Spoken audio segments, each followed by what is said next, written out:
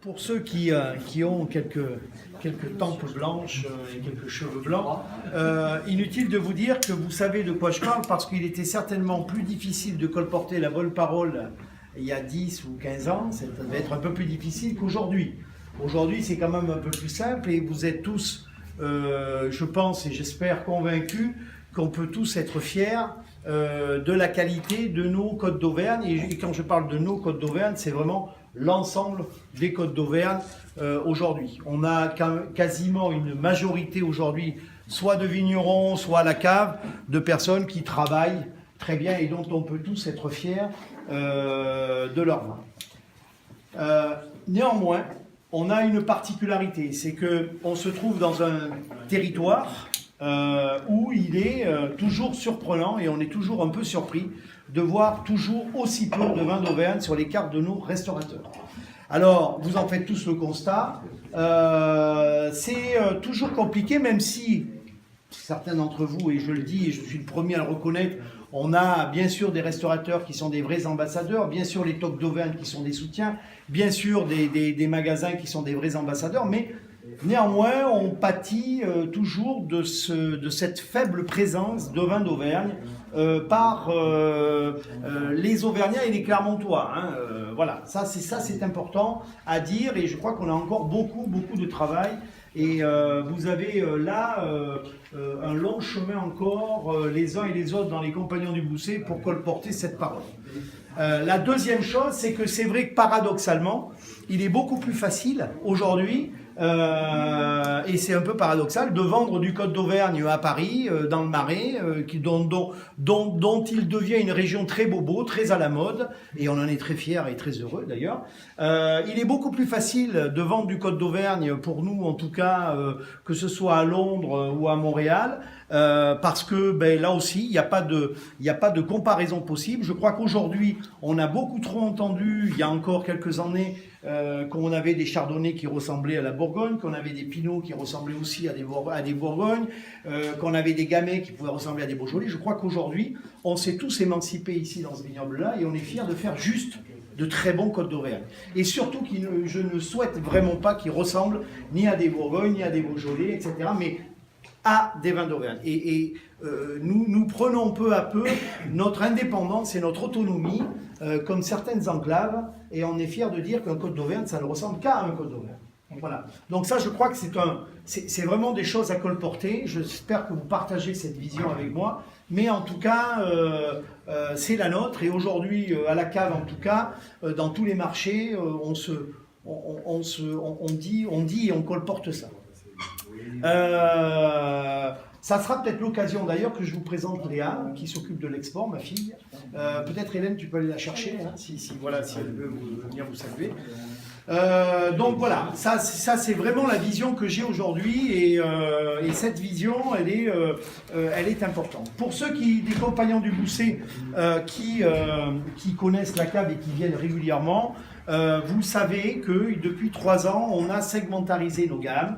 On a travaillé sur d'abord la GMS d'un côté, la grande distribution, et la restauration et le traditionnel de l'autre. C'est-à-dire qu'aujourd'hui, vous ne verrez plus, et vous ne voyez de moins en moins, et d'ailleurs vous ne voyez quasiment plus maintenant, des bouteilles présentes aussi bien en grande distribution que en restauration. Ça c'est terminé, on a vraiment séparé deux gammes totalement distinctes, et ça c'était important. On ne pouvait pas retrouver du privilège, je dis du privilège comme je dis autre chose, mais du privilège à Géant Casino, et sur une table de restaurant, et dans un magasin, et dans une aire d'autoroute, et voilà. Alors, même si c'était important, mais je crois qu'en termes de lisibilité, on a besoin d'avoir une gamme traditionnelle et une gamme dédiée à la restauration ou à la grande distribution, voilà. Donc ça c'est primordial, on a divisé en deux ces gammes-là. Donc je vais vous faire voir. Fusion, donc en termes de vinification, ne nous interdisons rien. On a des vins marketés, jeunes, Voilà, c'est un peu la vision du vin, un peu tendance bar à vin. Ça, c'est sur le marché national. Sur le marché export, c'est un peu le vin tendance, un peu aux États-Unis. Des vins flatteurs, des vins pour voilà, des vins sans trop de complications, des vins sympas, des vins avec une buvabilité, on dit toujours assez flatteuse. Vous commencez par en boire un qui est poire. Donc, je ne sais pas si pour ceux qui connaissent cette étiquette, voilà, on a une gamme qui s'appelle les fruits. Vous avez poire pour chardonnay, vous avez cerise pour le pinot et vous avez groseille pour le pinot gamay en rosé. Voilà, c'est une gamme qui est fusion. Donc là-dessus, on ne s'interdit rien et voilà. Et on a une grande chance dans ces vignobles-là, sachez-le, c'est tout simplement le nom de notre IGP.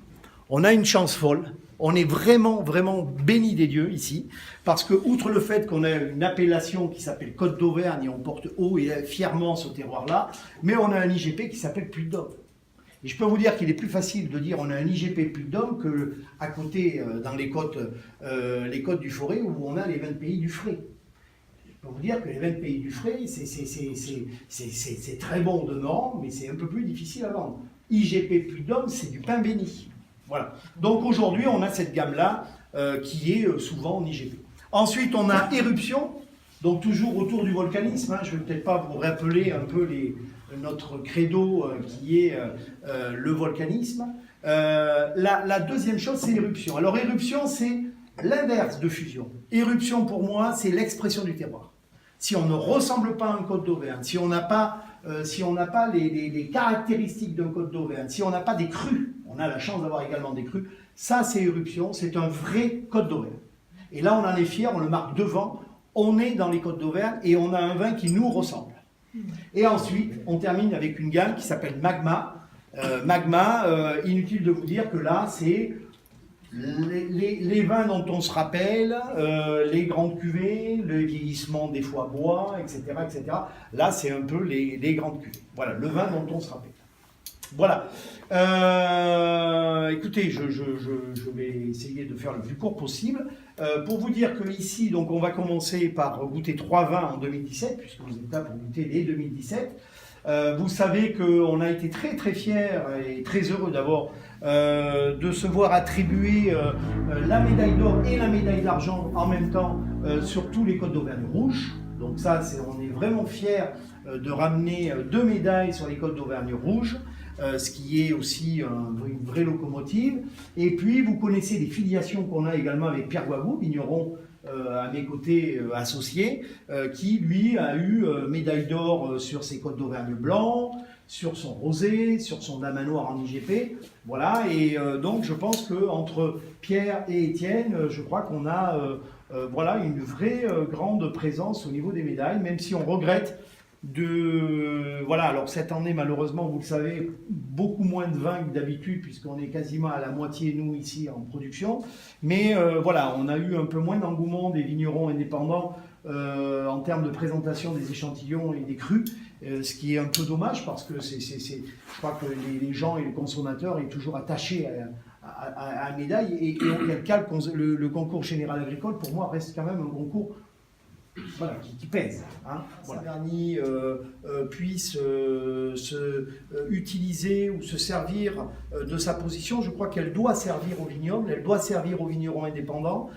Nous, on est une locomotive parce qu'on a cette chance d'avoir une superficie, hein, ça c'est clair.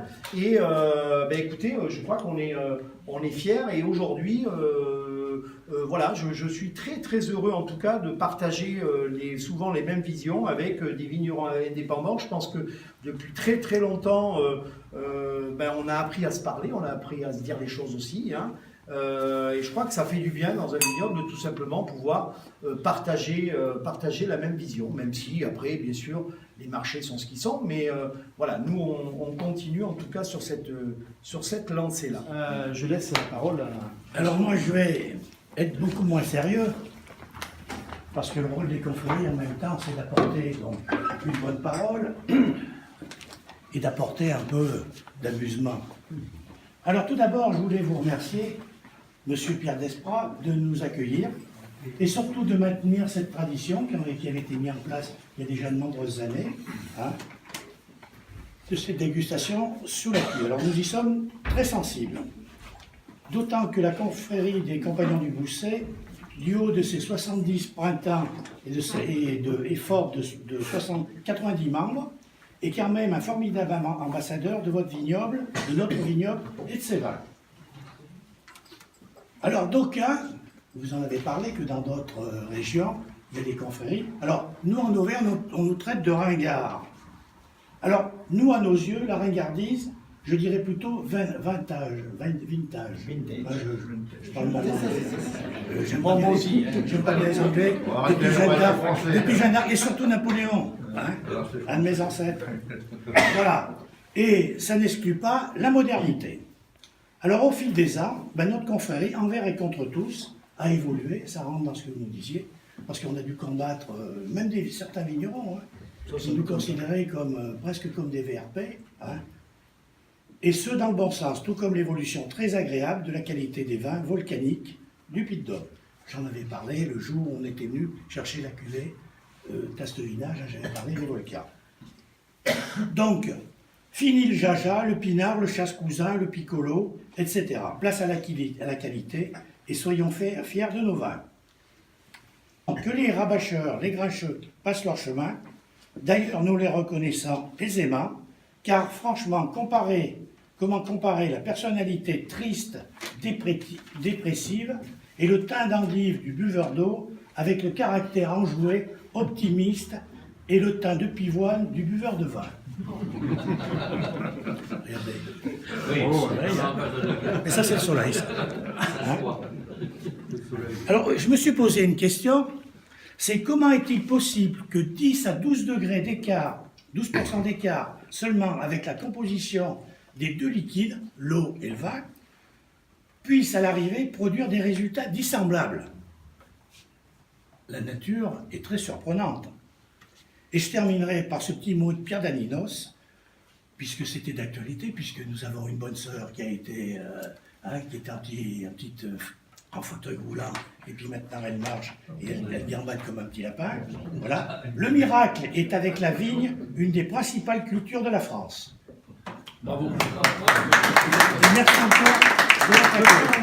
Alors juste pour vous dire également, je vous présente, donc j'ai présenté Étienne, c'est lui qui va prendre bien sûr la visite en main tout à l'heure. J'ai récupéré la note là, une année un petit peu particulière, comme vous le savez tous, elle a été touchée par de nombreux aléas climatiques. Alors il y a eu le gel en début de saison, hein. Ensuite on a eu la grêle pour certaines parcelles qui n'avaient pas gelé, et ensuite on a eu quand même une sécheresse assez importante, ce qui fait qu'en plus d'avoir très peu de raisins, on avait très peu de volume de jus dans les raisins. Donc ce qui fait qu'on a une année vraiment très particulière, avec un rendement très faible. Donc sur les blancs on est à moins 60% de production, ce qui est quand même considérable. Sur les rouges, on va être entre moins 35 et moins 40%.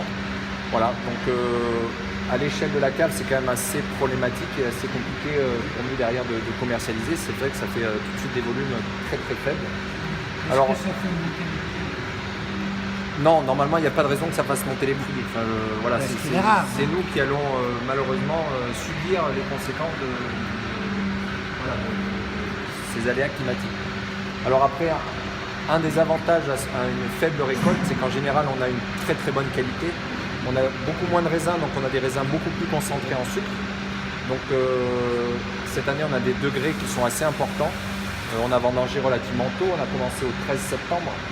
Pour la région, c'est quand même assez tôt. On était facilement 15 jours, 3 semaines d'avance. Donc voilà, donc on a quand même des jolis degrés, on a beaucoup de fruits dans les vins. Dans les rosés, on a eu une des problématiques, c'est que ça apporte beaucoup de couleurs. Donc ça a été assez compliqué à gérer. Il fallait récolter le matin assez tôt pour éviter que la couleur s'extrait plus rapidement et essayer de conserver des rosés qui avaient une couleur convenable. Donc voilà, mais en termes de rouge, c'est une très très belle année avec des beaux degrés. On a des vins très fruités, très ronds, avec des degrés assez élevés, mais on a quand même essayé une acidité qui est quand même assez présente, qui permet de contrebalancer ces degrés un peu élevés, ce qui fait qu'on a une bouche très harmonieuse. Donc vraiment sur le millésime 2017, peu de quantité, mais vraiment une qualité qui est assez exceptionnelle. Donc je pense que 2017 c'est un très très bon millésime. Donc voilà, vous avez goûté en majorité les blancs, quelques rosés, et là on va faire le tour de la cave pour déguster 3 ou 4 cuves de rouge. Et voilà, pour essayer de... Et sur le plan phytosanitaire? Alors pareil, un état sanitaire vraiment parfait. Toutes les bennes qui sont arrivées pendant les vendanges, il n'y avait vraiment aucune présence de maladie, des raisins très sains. Donc ça a été vraiment un plaisir de vinifier au niveau, au niveau de la qualité des raisins, parce que du coup vraiment tous les vignerons avaient fait un travail remarquable, et alors ils n'étaient pas contents parce que peu de volume. Par contre, la qualité des raisins qui arrivaient au conquet était vraiment assez exceptionnelle.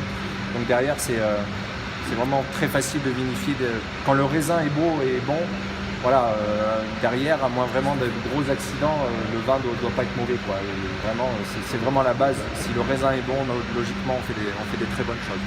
C'est ce qui a été fait.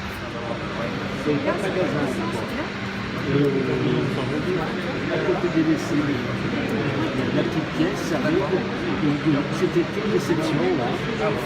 Les gens arrivaient, donc il y avait la bascule, c'était avec des boules en bois, et il y avait des arbres avec des palards, et avec les pressoirs, on doit avoir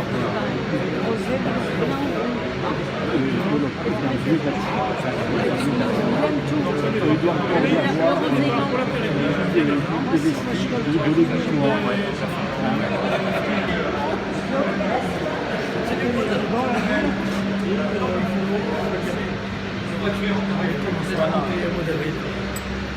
Louis m'a dit qu'il était un peu effervescent. Oui.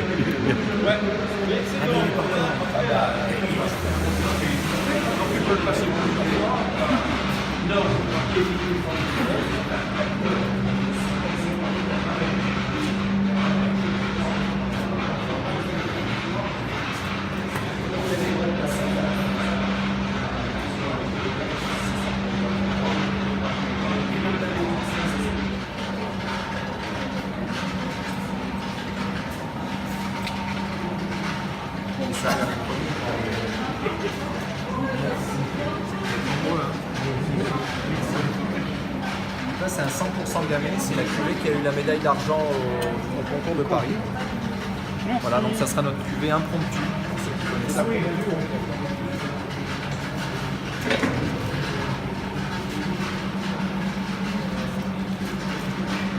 Voilà, on a des vins très très colorés cette année avec énormément de... Voilà, on a du...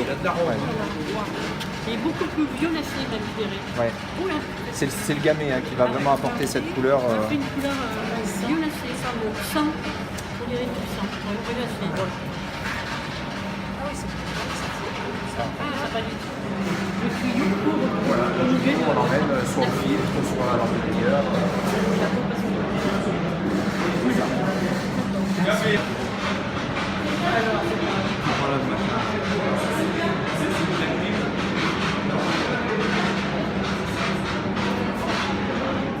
Donc la Syrah auvergnate, c'est vraiment une Syrah très particulière qui va vraiment pas du tout ressembler aux Syrah qu'on peut retrouver en vallée du Rhône. Et je pense que c'est vraiment un atout d'avoir ça dans la région pour avoir un peu de diversité, un cépage un peu différent du Pinot et du Gamay. Ce sont des vins très fruités avec beaucoup de couleurs. Et voilà, je pense que c'est un cépage qui s'exprime assez bien sur le terroir auvergnat.